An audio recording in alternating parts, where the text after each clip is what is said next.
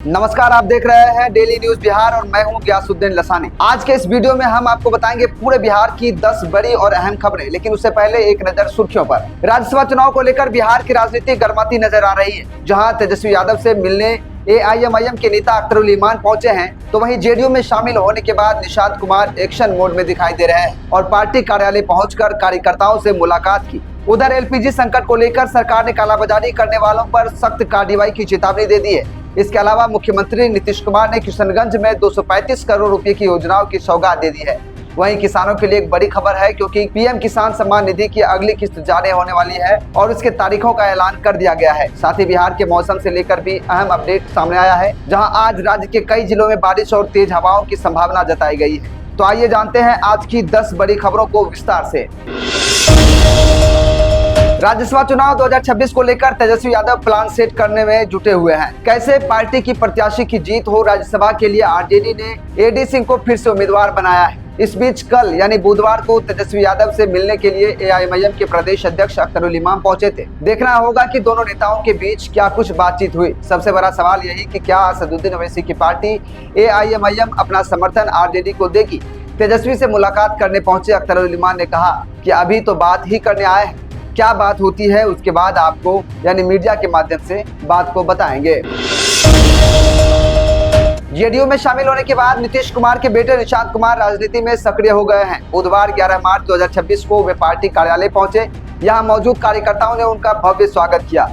उनके जेडीयू कार्यालय पहुंचने से माहौल उत्साहपूर्ण हो गया। यहां उन्होंने कुछ नेताओं के साथ बैठकें भी की, बातचीत भी की। बाहर आने के बाद मीडिया से भी रूबरू हुए पत्रकारों से निशांत कुमार ने कहा कि सारी पार्टी को एक परिवार की तरह लेकर चलना चाहता हूं। हमारे कार्यकर्ता जो भी हैं, सांसद हैं, सब एक सदस्य हैं। हम लोग साथ चलें और जनता की सेवा करें। इस दौरान उनसे सवाल किया गया कि वे अपनी आगामी बिहार यात्रा को लेकर कुछ कहेंगे, आखिर कब से जाने वाले हैं, तो इस पर उन्होंने कुछ भी नहीं कहा और चले गए।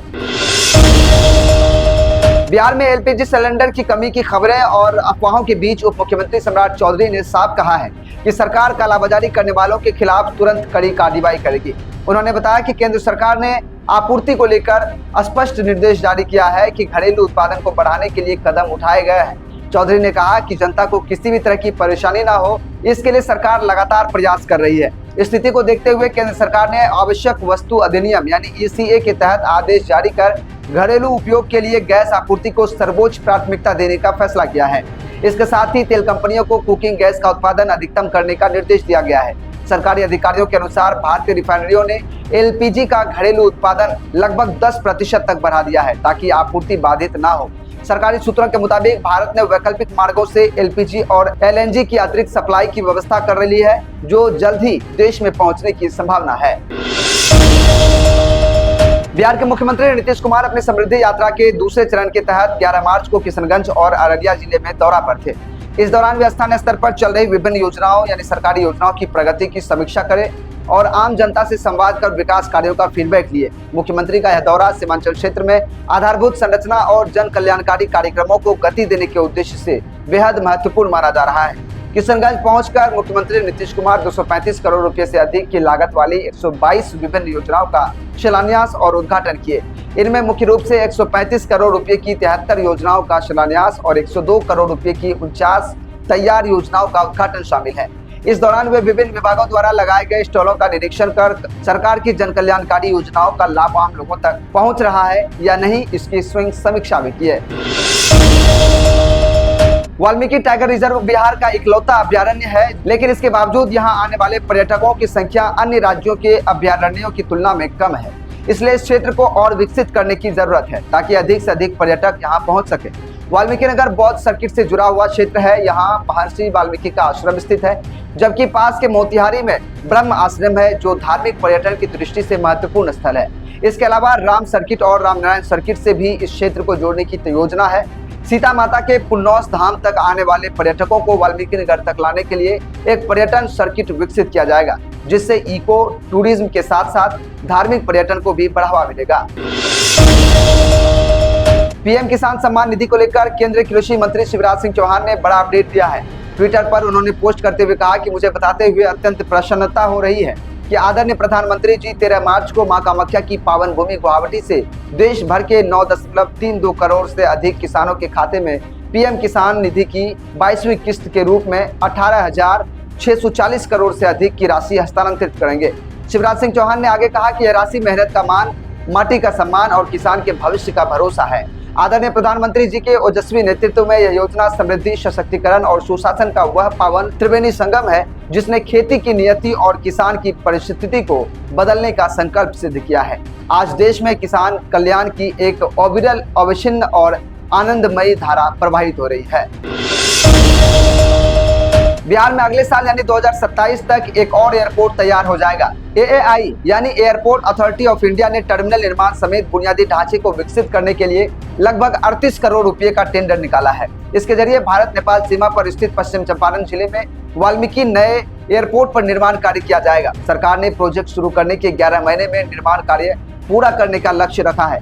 अनुमान है कि अगले साल तक इसका काम पूरा कर लिया जाएगा। वाल्मीकि नगर एयरपोर्ट के लिए AAI ने कुल 38.64 करोड़ रुपए की निविदा आमंत्रित की है। इसमें terminal building, fire station, ATC tower और अन्य निर्माण कार्य शामिल है। वाल्मीकि नगर में पहले से हवाई अड्डा बना हुआ है, मगर यहाँ चालू स्थिति में नहीं है। यहाँ से यात्री विमान शुरू करने के लिए सरकार की ओर से प्रयास किए जा रहे हैं। बिहार में अंचलाधिकारियों और राजस्व अधिकारियों की हड़ताल से अंचलों में जमीनों से संबंधित काम प्रभावित हो गए हैं। इस बीच डिप्टी CM से राजस्व एवं भूमि सुधार मंत्री विजय सिन्हा के तेवर अब ढीले पड़ते नजर आ रहे हैं। उन्होंने बुधवार को एक बार फिर से हड़ताल पर गए CO और राजस्व कर्मियों से काम पर वापस लौटने की अपील की है। उन्होंने यह भी कहा है कि अगर वे हड़ताल खत्म करते हैं तो इससे सकारात्मक संदेश जाएगा और सरकार के साथ बातचीत का रास्ता भी आसानी से खुलेगा। डिप्टी CM विजय सिन्हा ने कहा कि कर्मचारियों की कई मांगे नई नहीं है, बल्कि ये लंबे समय से चली आ रही समस्याएं हैं। उन्होंने कहा कि भले ही ये मुद्दे वर्तमान सरकार के समय में नहीं है, फिर भी सरकार उनकी बात सुनने और समाधान निकालने के लिए तैयार है। बिहार के अगले मुख्यमंत्री को लेकर सस्पेंस बरकरार है। एक तरफ नीतीश कुमार राज्यसभा जाएंगे तो दूसरी ओर बिहार को नया मुख्यमंत्री मिलेगा। ऐसे में कयासों का बाजार गर्म है। सबसे बड़ा एक ही सवाल कि बिहार का अगला मुख्यमंत्री कौन होगा। अलग अलग नामों की चर्चाएं मीडिया रिपोर्ट के जरिए हो रही है।